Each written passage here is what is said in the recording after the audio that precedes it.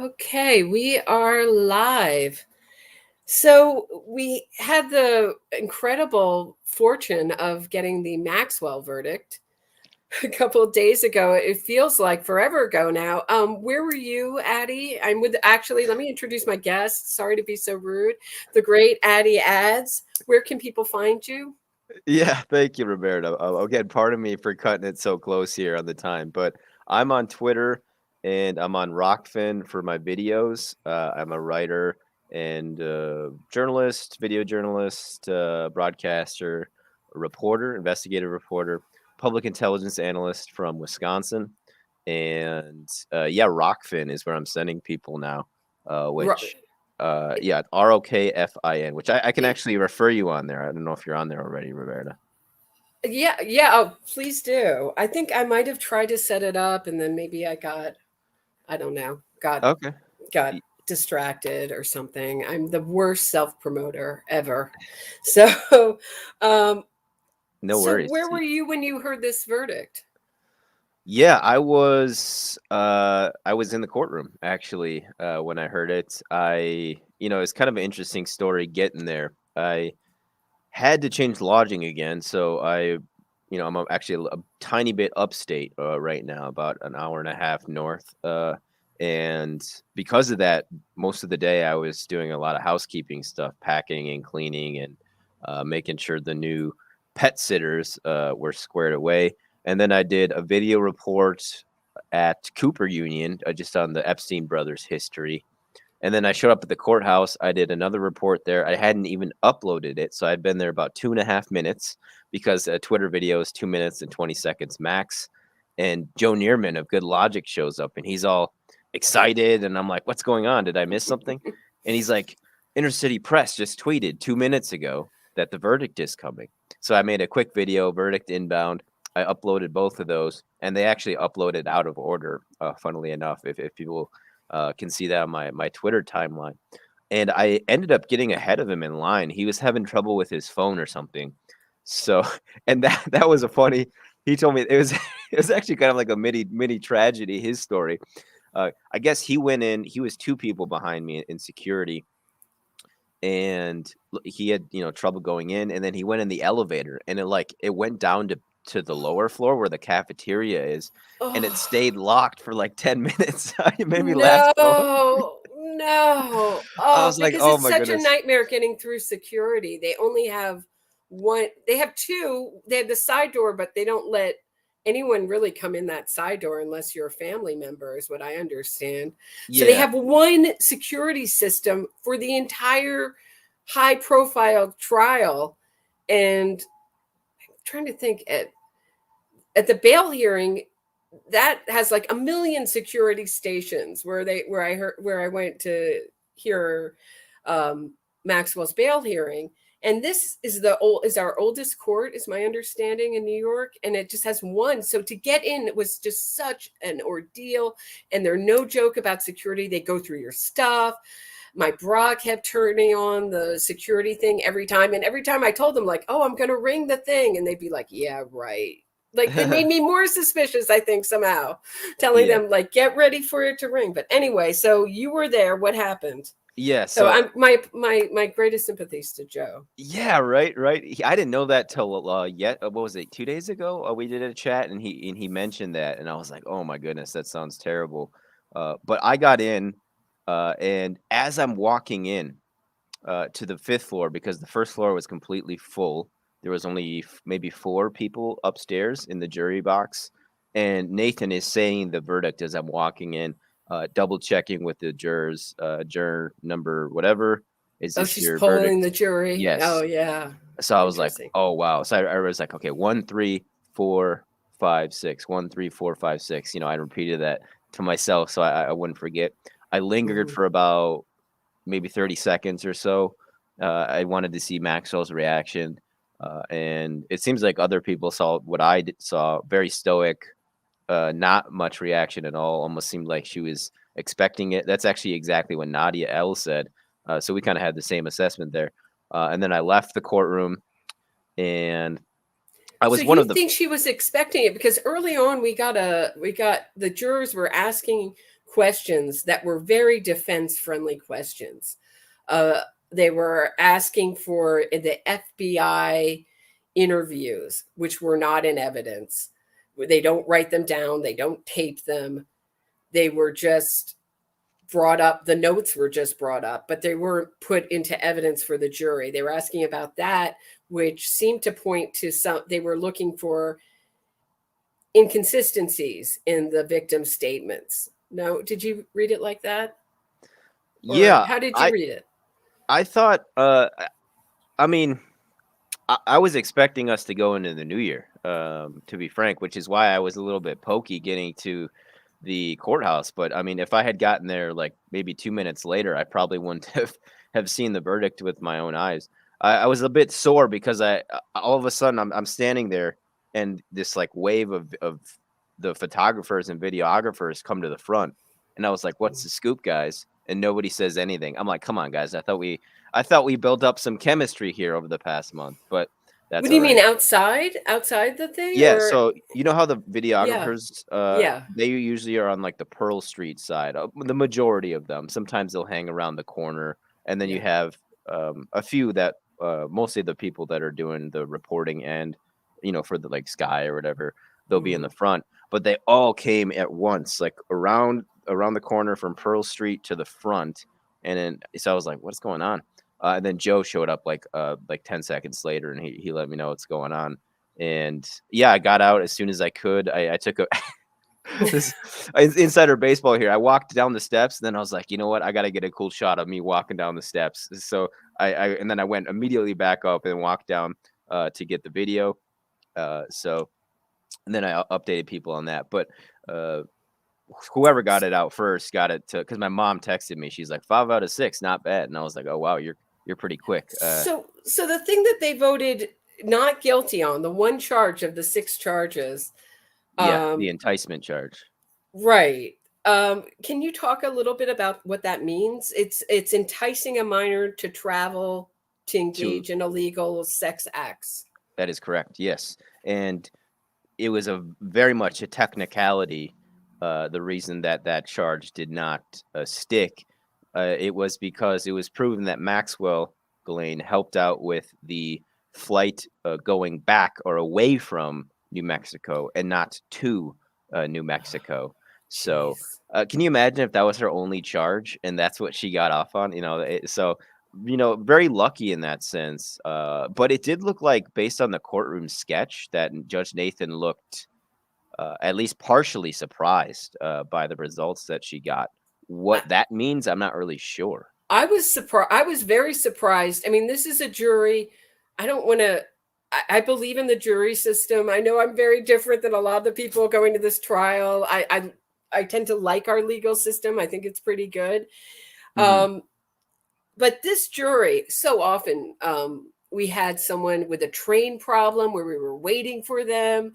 They didn't Yeah, show a lot of enthusiasm. One day, Judge Nathan wanted them to stay till 6 o'clock. They were like, "We're out of here till 4:30. See ya, and we're not coming in tomorrow." So they didn't show. I mean, those weren't signs of we're absolutely riveted by this case. We just can't wait to deliberate. And I think she really put the squeeze on them and said, "Look, this is pushing a mistrial because of the unspeakable thing going on all over the country with the virus, and we got to make a decision now." And she really encouraged them to stay late. Do you think with a heavier hand, a judge, we could have gotten a verdict earlier, or did it? Or that's a good question. I was talking about this with Matthew Lee of Inner City Press. He said that Nathan isn't. She's well respected judge, but it is not the strictest judge in the court. oh, In sure. that court, not that she's a walkthrough or anything like that, but I guess she got questioned once about. I can't remember if this person was let go on supervised probation or what. Someone basically got released earlier than expected. So I guess there were questions about that, and that was Nathan's doing. So, but I tend to like it when judges are very discerning and know when there's room for mercy, or at least a little bit of leniency, you know, because there was the one judge with the Honduran president's brother's case. For those that don't know, got charged with basically drug trafficking, and his Is this sentence the was UN case or is this something different? it's different. It was the current Honduran president. I believe he's still in power. His brother got charged with basically being a somewhat of a drug lord. Pretty ridiculous and not very well known, I think, still. But this is quite recent, and his sentence was life plus 30 years. So we were just joking about that, life plus 30. So it's like after in the Right. grave, you're still serving you're serving your sentence. So I guess Judge Nathan is not one of those judges, but also brought up, which I thought was inappropriate, was her going to get you know whatever she did in DC with regards to her promotion. I don't know exactly how judge promotions work, but everyone kind of knows at this point that that's why we had that break Sure. right before Christmas. So I thought that was inappropriate. I thought that should have waited. Again, Inner City Press pointed out it's not like that was the only day she could have went and done that. So in that sense, we could have been done before Christmas. Not to mention that we had another weird week, didn't we? Oh, that was The day the government side, was that Comey got sick, or was someone else got sick on that team? oh, that's right. And I we forgot all about got that sent day too. home. Yeah. There's another one I'm forgetting about. Yeah, no, Okay. I mixed it up, but you're right. Yeah, we pretty much missed out on a whole day because someone got sick, Mhm. and then the weird week with Judge Nathan's schedule, and then the Christmas week. That was the other one, Right. where I think we could have met Thursday, as far as I know. I don't know how Right, federal but holidays work. that's when the jury was like, "See ya later." Yes. Yeah. And like Yeah. later, she expected them to come in and work till late too. I just thought, I Yeah. mean, really late, like things where we were questioning whether after 2.5 hours it can be considered a train problem anymore. Like, where is your train in New York? Like, where did it get? Did it fall off the tracks somewhere? I don't know. Far Rockaway or Staten Island or something. Like, how far away can you be from downtown New York? But Yeah.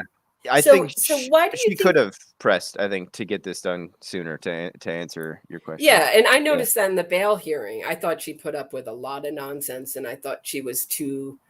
This will show you my age. Too young a judge. I really want an old judge who's like cranky and put up with no nonsense. But I thought she was pretty fair, and I think it's going to be.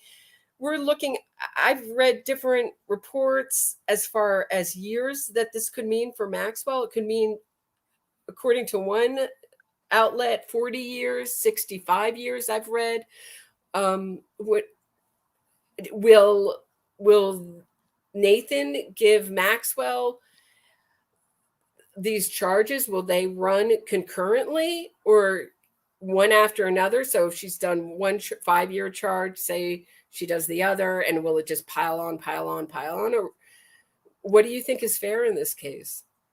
Oh, shoot. I'm not a judge, but I would say shaving off time, I don't think would be appropriate in this case. I mean, you have to think that the judges are aware of the public court of opinion, at least to a certain degree. Yes. Yes. So in that sense, a couple decades, I think, would go a long way to satiate people. But effectively, it's like 25 to life because of she's 60, right? So, I mean, if she's in 40 years, that's pretty much the rest of her life. So, I guess the least she could get if a bit of time gets shaved off is 20. But that's like absolutely bare minimum. If Judge Nathan is being as generous as she can be, she's still going to get 20 or so. So Right. And that's this my is a understanding. federal case. So in federal cases, for good behavior, a individual gets off 54 days of every year. So that's not very much. No. So if she gets, say, someone else do the math for me, but if she gets 10 years, she's still not looking at a lot of time off. So for all the people saying pish posh, I think there seems to be what I wasn't expecting. And are you getting this at all? Is this kind of really, and I'm a skeptical person, so I appreciate skepticism, but this is something else but skepticism. It's like whatever the outcome is, oh, she's guilty on 5 of the 6 charges.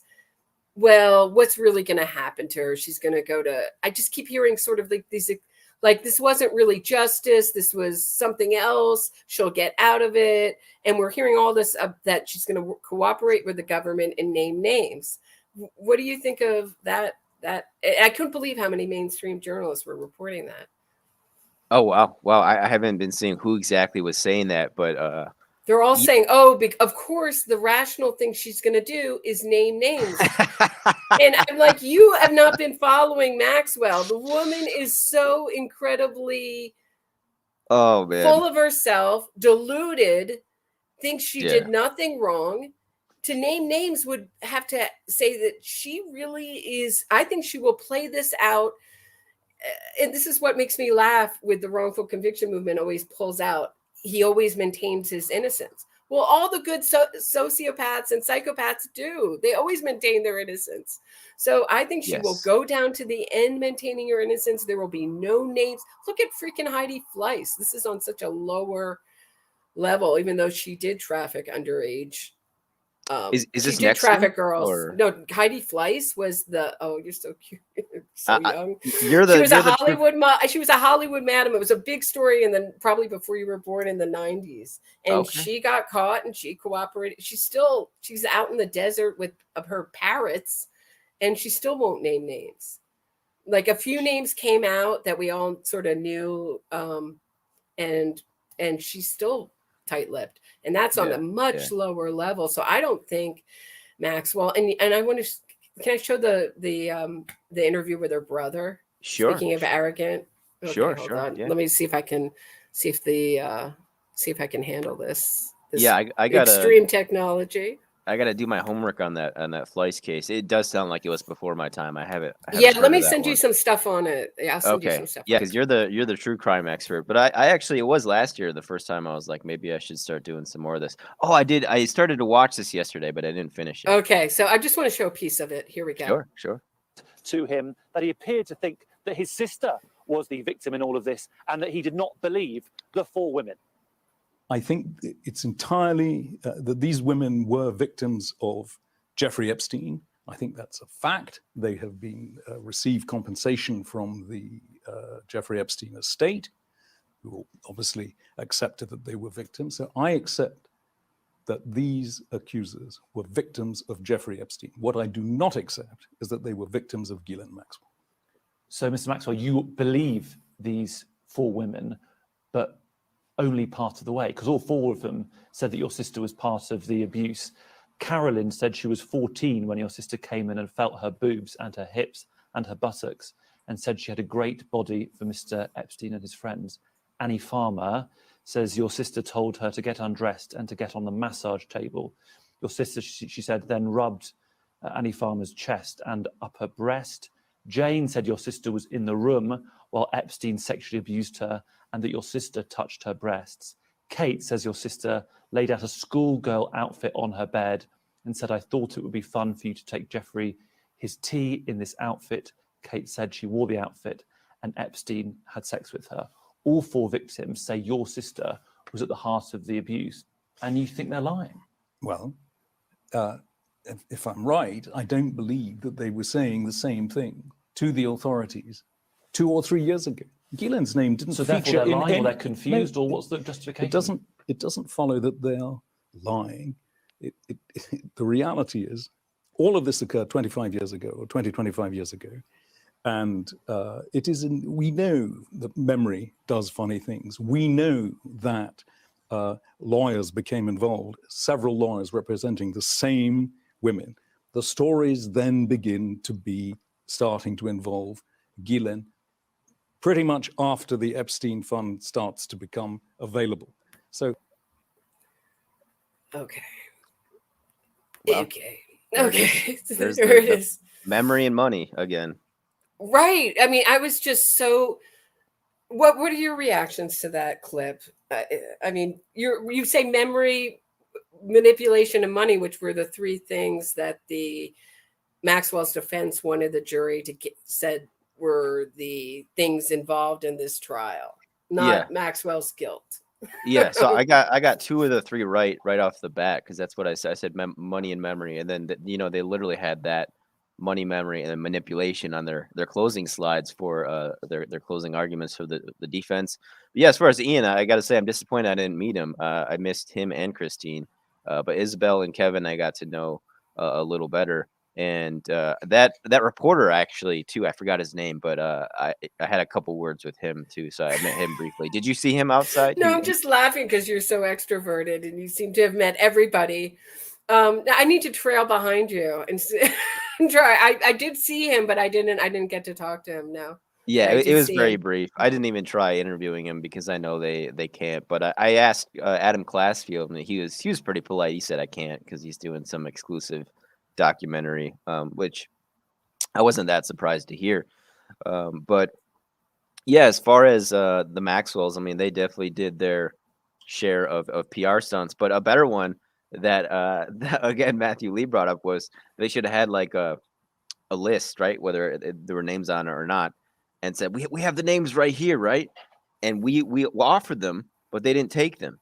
And we will, we're pleading for her vindication. That would have made a huge splash. I think whether it would have done anything, I'm not sure, but that would admit guilt. Like that look that he does in that interview where he starts to put his head up and his glasses go up and he's looking kind of up at the sky, and that was his posture through every time I looked over, they were in the front row, front or second row, the Maxwell clan. And they all looked sort of annoyed to be there. This distasteful trial, the U.S.'s barbaric justice system. He's done nothing but talk about how, and I might not disagree with him about our prisons and our jails, about the treatment. Our jail in New York City is not great. And good luck trying to raise some money to improve it. But I might agree with him on that. But as for her being abused, she thinks things like her dryer being too loud, being not given a bra when she barely wore a bra when she was with Epstein. Every picture she's without a bra. This is something I noticed. But and she's not getting a bra in prison, and she's not getting her vegan food. I think she looks better than ever. I think getting her off that vegan food probably saved her. I think she looks healthier and better. And he goes on to say in this interview that she wasn't well enough to participate in her own defense because she was so starved and her hair was falling out. Her hair, I wish my hair was falling out the way Maxwell's hair was falling out. It's like 4 inches thick this way. She looked amazing to me. She looked pretty healthy. She turned 60 on Christmas. I'd like to look like that when I'm 60. I'm not saying I'd like to be a psychopath, groomer, trafficker. I'm just talking about purely appearance. And I think all that fell really flat. And I don't know if do you think they were a help to her, all those interviews? Do you think anyone was convinced? I don't think so. I mean, what you're trying to do basically in that situation is persuade the federal government to, I don't know, be kind or have mercy, which they generally don't. If anything, they're pretty sadistic. But yeah, I don't think it did a whole lot. But what you mentioned too about, I didn't even fully answer that question about is she going to squeal basically, and it seems like what you reported is two ends of a spectrum where you have people that are so disenfranchised and distrustful of our system and the elites, etc., that they don't believe she's going to be locked up until it actually happens, or that the great flip's going to come, or she's going to get jettisoned out like Mussolini at the end of World War II, where Hitler went and saved him briefly before he got spiked by partisans, but and then on the other hand, you have what like you mentioned, on the other end of the spectrum, these mainstream journalists who think that she actually will talk. Which anybody who has a real understanding of this, like yourself and myself, I think, know that is just it's just a wet dream at this point. And if it would have happened, in my contention, it would have happened by now. and she would have been killed by now. I think if she would have tried that, which she probably understood. I think she's not dumb, but No, with no. regards to what happened to Epstein, you know, she had to have known that was a possibility, and therefore she shouldn't say anything. So I don't see that happening. You know, but you know, this whole trial has been so limited in its scope. True. From And the we get-go. still have a trial on the perjury charges, and they're talking about, will those ever see? This is having to do with her deposition in the Giuffre versus Maxwell Yes, case that was 2016, I believe. 2016. So I think the case against her, the case against her to committing perjury is very strong. Yeah. But I would will they imagine go forward? Will they say, oh, if she's doing Yeah. life in prison, and why no sentencing date? We have no sentencing date. What's going on? Is that abnormal for trials? Yes. It is? In my Okay. experience, it's Okay. abnormal Okay. to have yeah, no this sentencing date. And it's just sort of, you know, COVID has changed everything, but I would have thought that they would have tried. We have everybody there. Let's even if it's 3 months, 4 months, 6 months in the future, let's do it now and let's work out a date. But they say they're going to appeal. Do you know who the lawyer was that was crying? Of Maxwell's lawyer was crying in the courtroom? That was reported. I didn't see that. Okay. Nobody told that to me. I don't know if that's true or not. That was reported, but they didn't say who, so I don't know. Who do you think the most likely candidate would be for a crier? Well, you would think it would be Bobby Steinman, because she was the one really active with the family. She was the one escorting Loftus out of the courtroom. Mhm. She was the one hugging the family. She was the one massaging Maxwell. And she was doing the things that lawyers really get no credit for doing, which is taking care, treating their client like they're a star. It's very making sure if they're really anxious that they have medication and they don't freak out the jury, sitting there watching the testimony.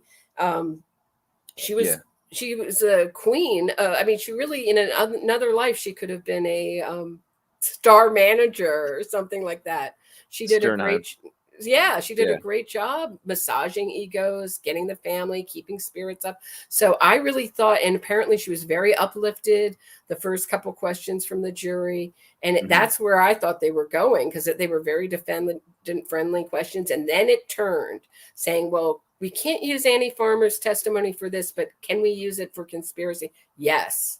The answer was yes from the judge. And that's when I could see it turning. And they're never going to want me on a jury. These jurors are very open-minded. They can go from one team to the next. I had clearly made up my mind before I came into this trial. I know Joe from Good Logic says he came in with an open mind, so he had a different view. But I think it's very interesting that all of us who saw this trial thought it was very, very close and not a slam dunk.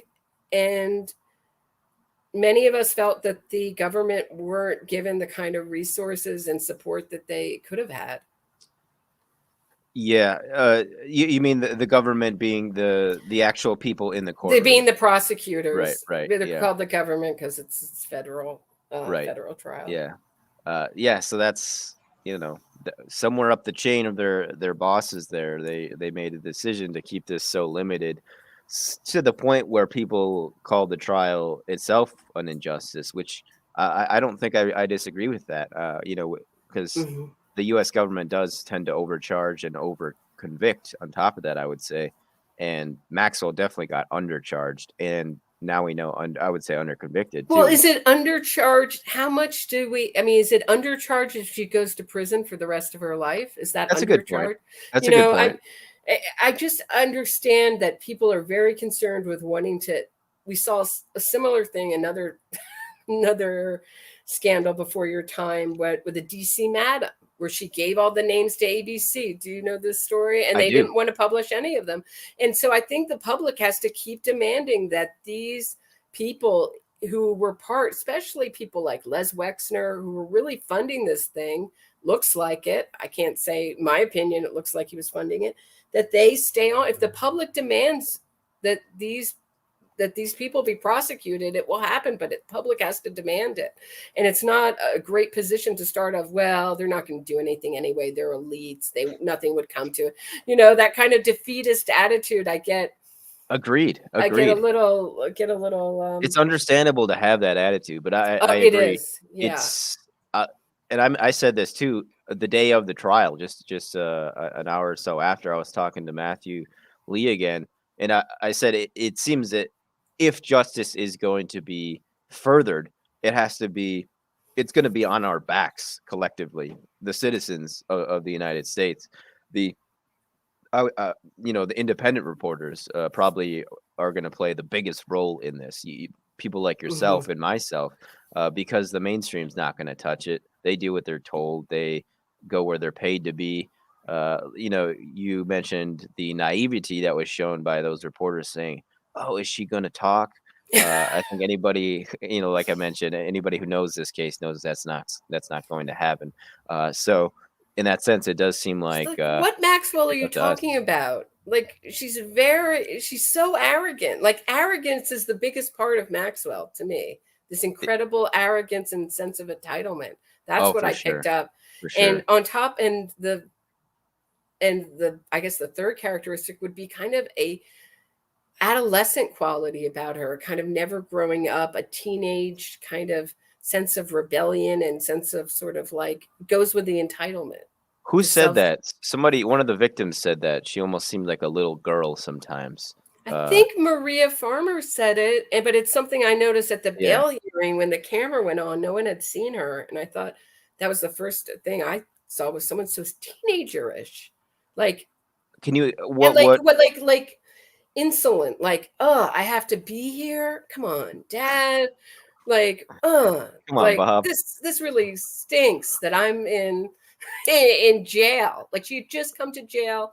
She thought she could lie hugely on her bail application, and all these things that she did were so incredibly arrogant and stupid. And then she's mad that she didn't get bail, but she lied enormously. I think she said she had something, crazy little amount of money, and then they found that was off to the tune of like 20 times, 30 times less. I don't know. It was crazy.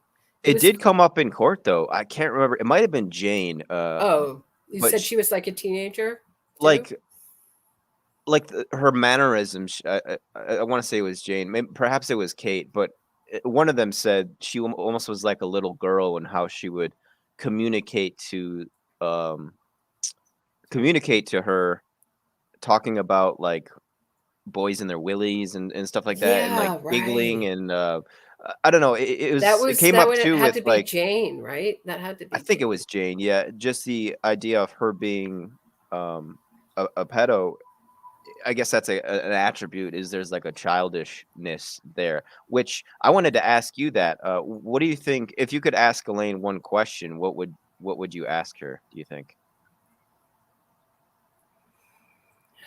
Well, I would guess I would say I would ask her how she made her money and how she and Epstein made their money.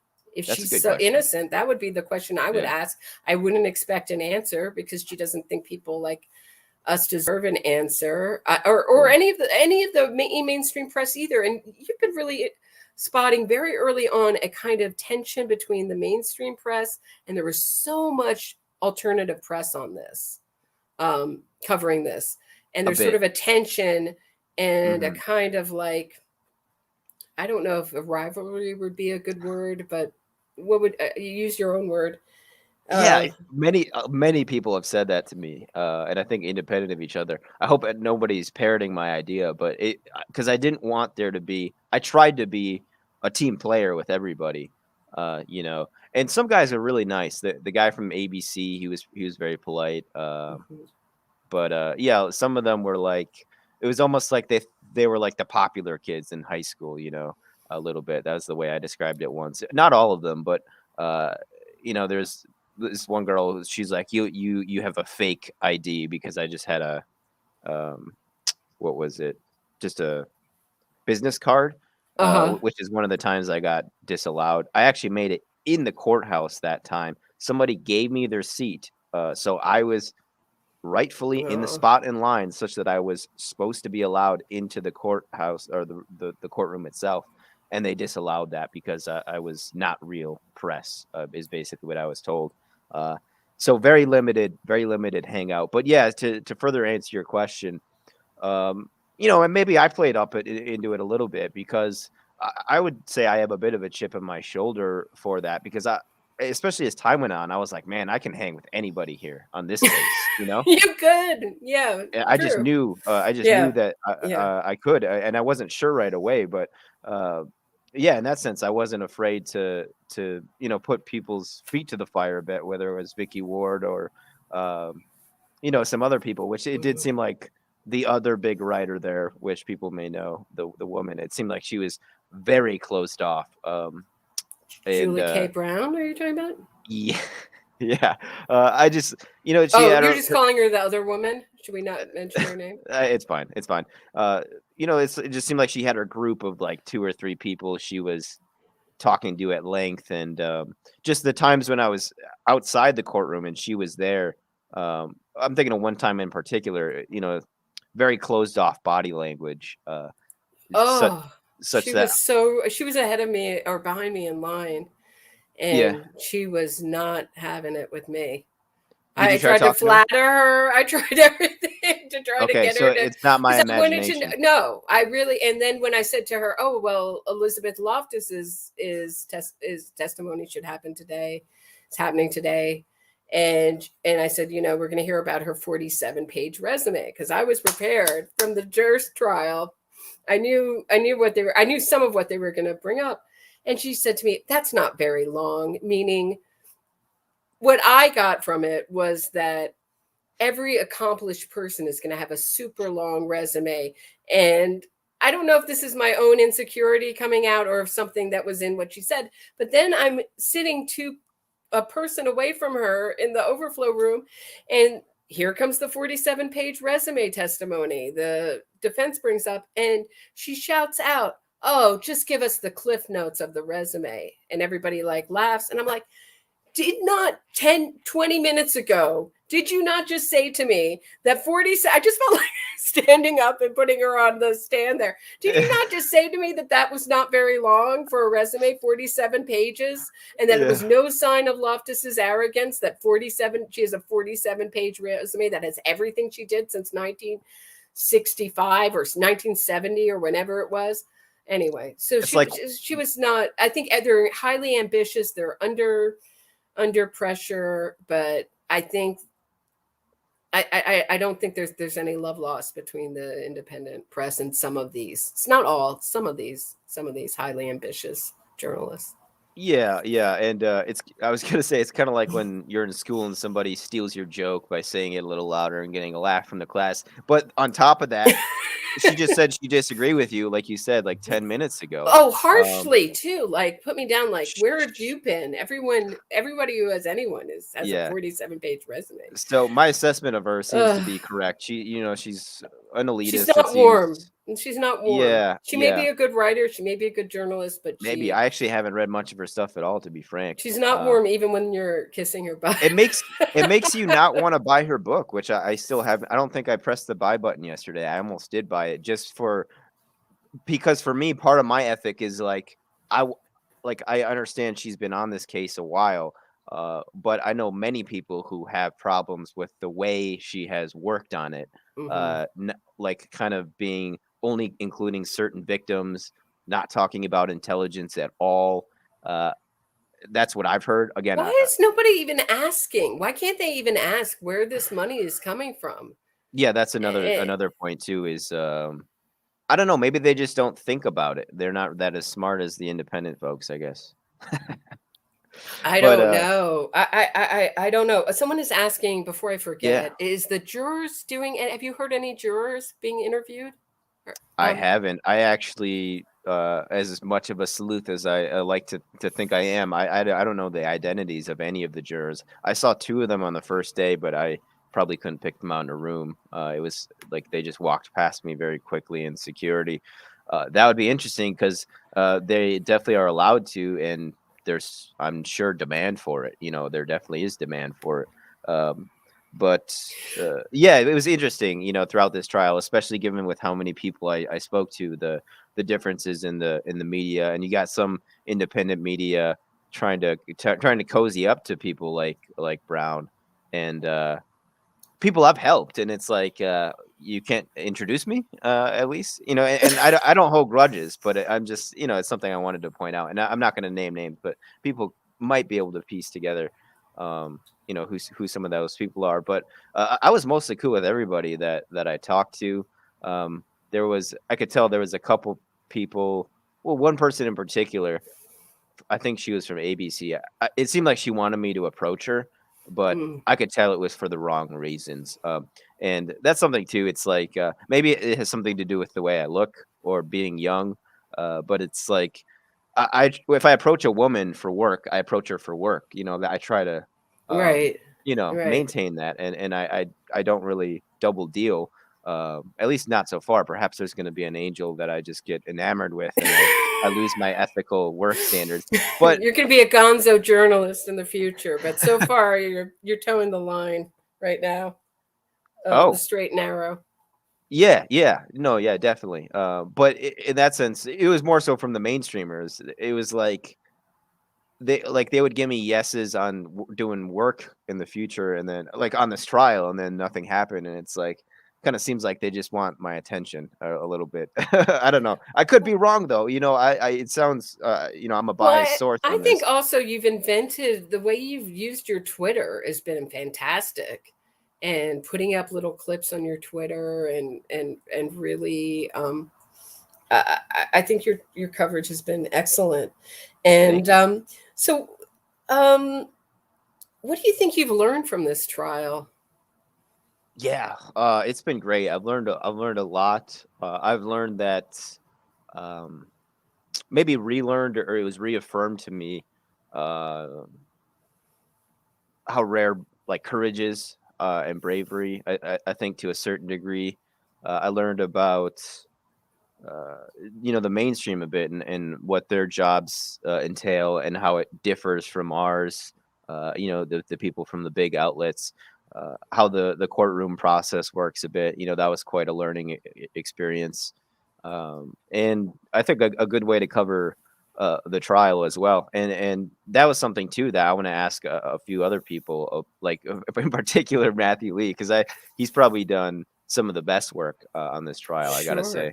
And Yeah, and agreed. likewise with yourself, Roberta. I think there's a few people that did fantastic work, and then, I mean, I wouldn't even consider, he's independent. Mr. Lee is.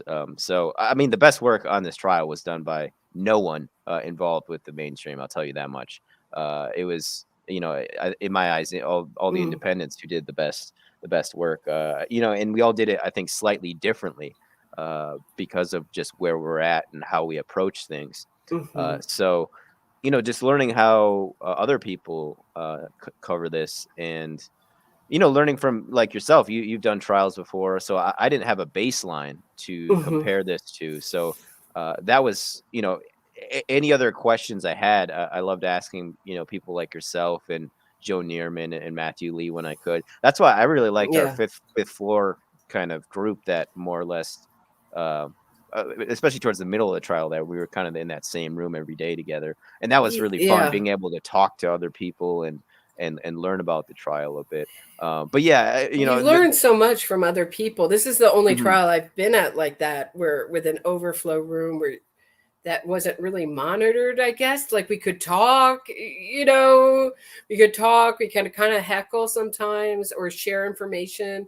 It was really useful to me. And but it became a thing like, um speaking of, Vicky, it wasn't Vicky Ward, it was Julie K. Brown wrote an article about a victim, Liz Stein, who waited out in the cold. yes, I was going And to bring that up. Go ahead. I thought that was terrible, absolutely terrible, that this became a ticket. Like, Maxwell's family was escorted in and out, and she should have her family there because she has the presumption of innocence. I'm not going to go against Definitely. that, but if you have her family, then you have to have a better system for victims, and not just the four victims who, because the four victims can't watch the trial.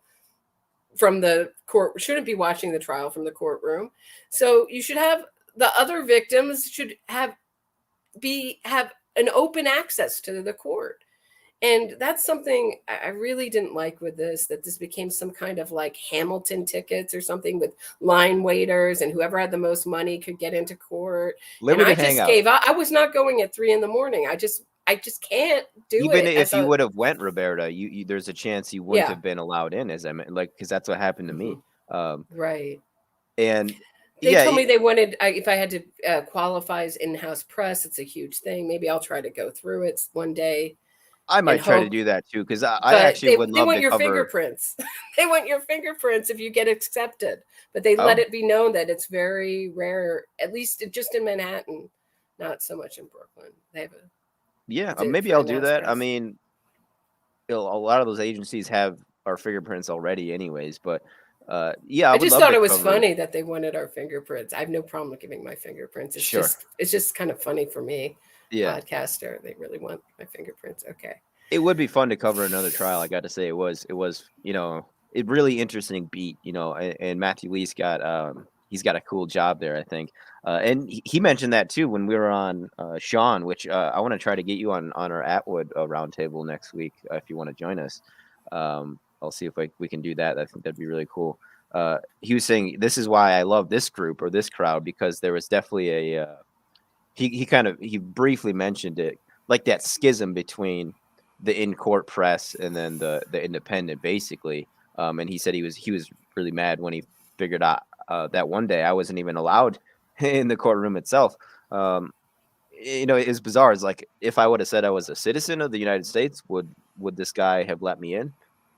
If so, that's ridiculous. But the fact he disallowed me anyway is pretty ridiculous. But as far as the Liz Stein thing, I wanted to bring that up too, because I asked her. There was 5 people who knew who she was in the contents of Epstein, and I was one of them, because I walked up to her. No, it was the first day. She was right behind me in line on the first day. Do you remember when the line was? It was just huge. The first day it was new. There was like people out in front. There was some people in a tent smoking weed in front of the SDNY courthouse. It was ridiculous, and so I slowly got talking to her, and I noticed she'd show up every day. And I kind of gleaned she had personal experience with Epstein and Maxwell. So I was pretty bitter when she gave that story to Julie Brown to break, because I was like, oh, man, that would be huge if I got that one. And somebody texted me. She's like, man, I wish she gave that one to you. So, yeah, it's it's been mentioned by several people. There's definitely it's almost like a Studio 54 vibe to the courthouse a little bit, right? Where certain people are allowed in and certain people aren't. Should not be. We have open courts in our country. Everybody should be accommodated. I understand with COVID, whatever, I don't even want to say it, but with that virus that you don't want to, that you don't want to be, that you want to be careful. But this is getting, I thought there were certain lines that they skirted with our right to an open court with this. I mean, I thought that was unconstitutional that I got disallowed. And it wasn't just me. There was a lady behind me who got disallowed too. It's not right, especially given the fact that there was no call-in line for this gargantuan trial. Meanwhile, this is the other thing I did not like, though, about the call-in lines, is that people were broadcasting them on their YouTube and monetizing those call-in lines. I did not care for that. And why is that? Because it's the call-in lines, they say, like, they give I thought it just put everything at risk of us not having those call-in lines again, because they don't want them monetized. They want interested parties to have access to them, but they don't want them to become, I don't know, some kind of entertainment, a show. There is this kind of a decorum that you treat that something like that.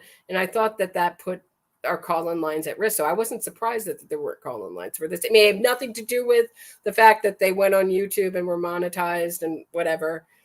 Interesting. But that's sort of where my thoughts are. I could be totally wrong.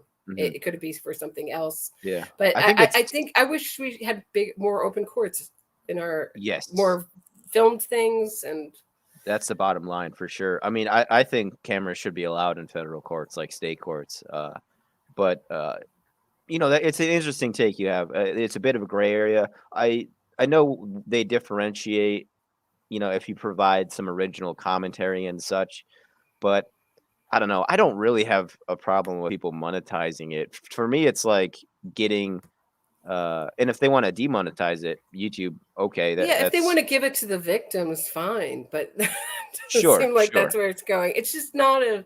It's To me, more it's kind of important to me that the information gets out there, I true. think. You may be right. Mhm. Does anyone have any questions? It all goes back to money. It should not be treated like a seat in the courthouse. Whoever has the best money or the most connections or it should not happen.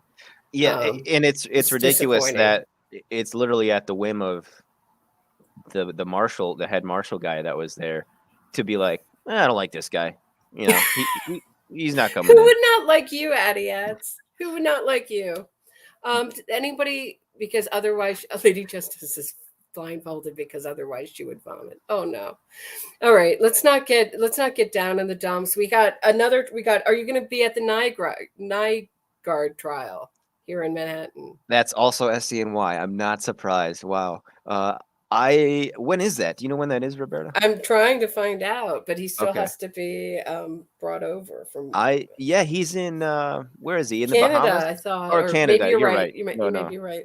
I think it was Canada that he got arrested, and they wanted to extradite because the Bahamas, they or whatever that legal jurisdiction is there, they opened up charges against him too. I think after he was taken into custody.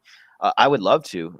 This has been a really fun experience, but again, it's going to be coming down to lodging and being able to cover it. And I do want to get this book project out, hopefully by the end of the month. That would be my It's goal. a book on this trial.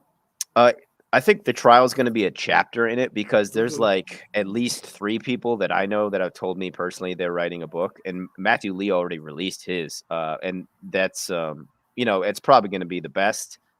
Prove me wrong. Mhm. Those other folks. Because I'm going to buy theirs too. Probably. Mhm. I'm definitely going to buy Marlon's book. The other person I'm not really sure about.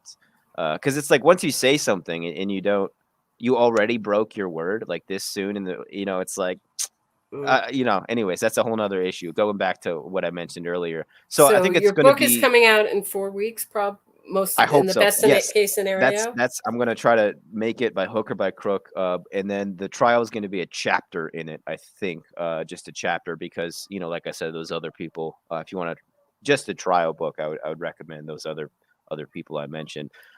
So there's that, and then I also am gonna head to the Southwest, let's say, at some point this year, to do some coverage. I wonder Uh, where. I wonder where.